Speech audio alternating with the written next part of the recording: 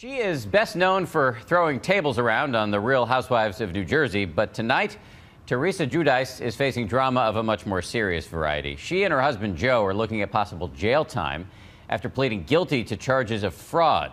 They're not the first reality stars to deal with off-camera disaster, and ABC's Amy Robach spoke to Teresa one-on-one. Arriving at a federal court in Newark, New Jersey, holding hands, Teresa and Joe Giudice, the stars of The Real Housewives of New Jersey, today pleaded guilty to conspiracy to commit mail fraud, wire fraud, and bankruptcy fraud. Teresa and Giuseppe Giudice both admitted to a federal judge that over the better part of a decade, they were engaged in a scheme to defraud financial institutions and the IRS. It was the culmination of an almost 8-month-long legal fight where federal prosecutors presented evidence that the reality TV star's lavish lifestyle was funded partially on ill-gotten gains.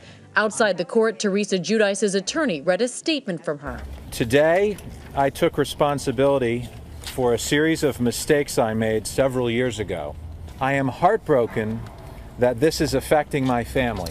Wendy Feldman has been counseling the Giudices through every step of their legal ordeal. It's stressful to go through it in private, so you compound that by the fact that they're reality stars.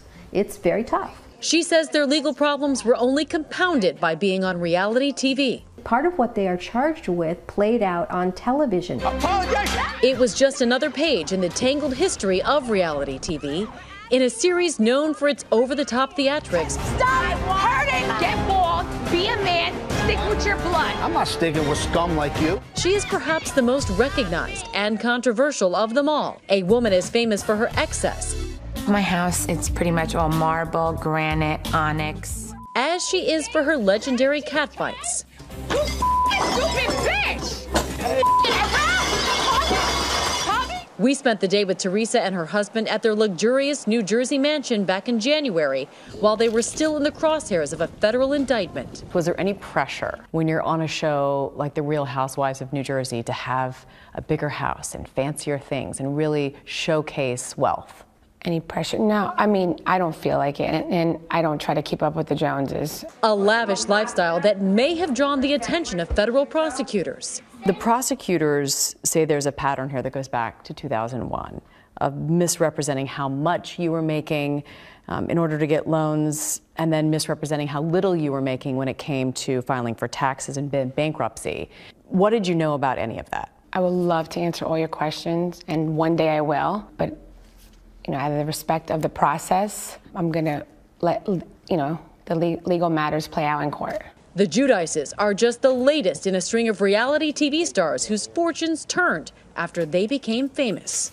From Anna Nicole Smith, found dead of an overdose, to MTV's teen mom Farrah Abraham, whose sex tape became public, to Tarek and Michaela Salahi, now forever infamous for having crashed a White House state dinner. Is this the reality show curse? If you get married on TV, don't be surprised if you end up getting divorced on TV as well. Bethany Frankel had a whole series about getting married to Jason Hoppy. I love you. This is the best moment of my entire life right now. And giving birth to their daughter on Bethany Ever After. But the marriage didn't last long after the show.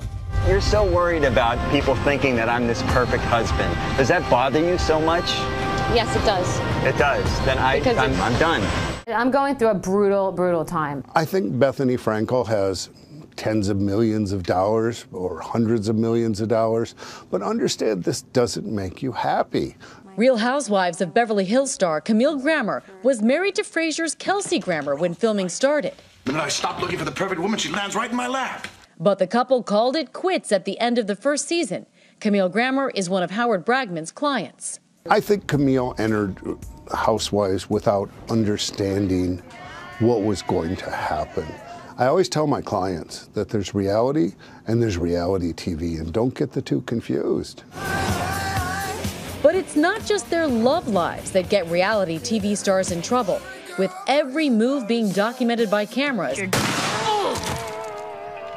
Now that is how you carve a pumpkin. It's all too easy to say something that gets you in hot water. The A&E show Duck Dynasty came under fire when their patriarch, Phil Robertson, told GQ magazine, "Start with homosexual behavior and just morph out from there. Bestiality, sleeping around with this woman and that woman."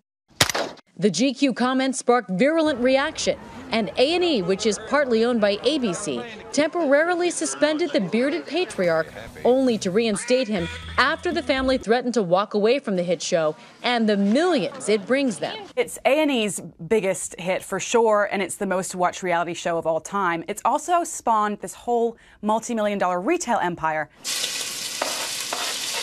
Like the Robertson family, Teresa Giudice has turned the white-hot glare of celebrity into a successful business. She is a best-selling cookbook author. She sells everything from hair care to desserts to her flavored Bellini, which she calls a Fabellini. Teresa and Joe run the business together. She is the face, he is the salesman. Working behind the scenes, they hope to make this their legacy. How does that feel? How far you've come?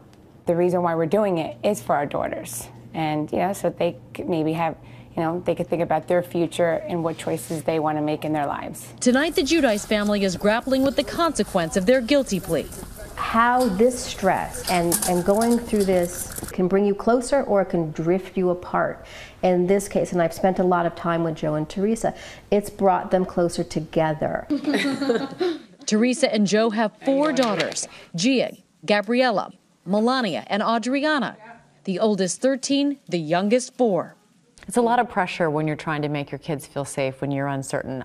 How do you do it? I'm a role model for them. I can't just be upset and crawl up in a ball and just go in a room and lock the door. When the door is shut and they are in bed, do you get to do that? Yes, and I do that. I mean, I would be lying to say I didn't. Speaking of, as a convicted felon, Joe, who was born in Italy and is not a U.S. citizen, could face deportation. Have you two talked about what that might mean for your family? I've been married to Joe for 14 years. He's been here his whole life. So I guess that's something that his attorney is going to deal with. Today, their attorney said he would fight any attempt to deport the father of 4. I think it would be a grave injustice for him to be deported. He's not a man of violence, but it would just be inhumane to the children and Teresa for him to be deported. Joe is facing up to 46 months in prison. Teresa, up to 27 months, something they always knew was a possibility. Obviously, you have a lot of uncertainties, some major legal issues. What are you hoping for in terms of your future? Basically, just to get through to all the, through all the bad stuff.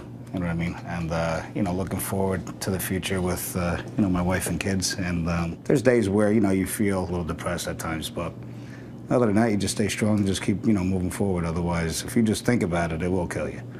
Can you see a day when the storm has passed? Eventually that day will come, you know what I mean? So the sooner the better. There's nothing, we can really do at this point. One day at a time. One day at a time. For Nightline, Amy Robach in New Jersey.